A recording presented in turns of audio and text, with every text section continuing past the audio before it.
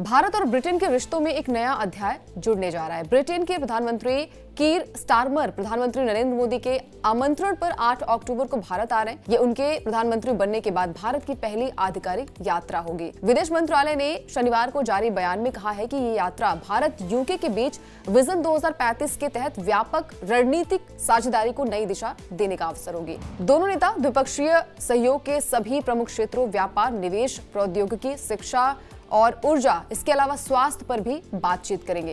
PM Starmer की ये यात्रा पीएम नरेंद्र मोदी की जुलाई 2025 में हुई ब्रिटेन यात्रा के बाद हो रही है। एक बयान में विदेश मंत्रालय ने कहा है कि ये यात्रा जुलाई में पीएम नरेंद्र मोदी की ब्रिटेन यात्रा को आगे बढ़ाएगी। इससे दोनों देशों के बीच संबंधों में सुधार होगा और दोनों देशों के बीच एक नया राजनीतिक संबंध भी बनेगा।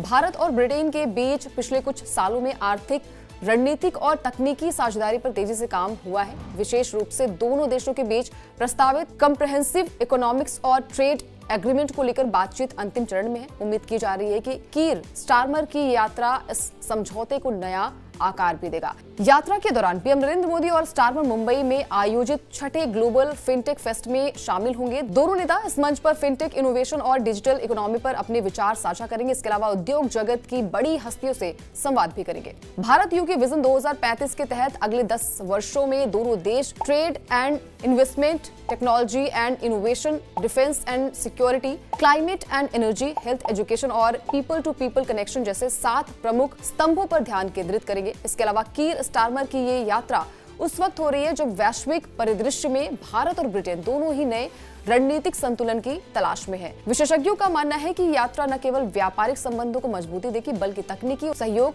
हरित ऊर्जा और रक्षा क्षेत्र में भी संबंधों को नया आयाम देगी। इस खबर को लेकर आप क्या सोचते हैं, आपकी क्या राय कमेंट करके बता सकते हैं। इसके अलावा TV9 डिजिटल को भी सब्सक्राइब कर लीजिए ताकि कोई भी बड़ी अपडेट मिस ना होने पाए।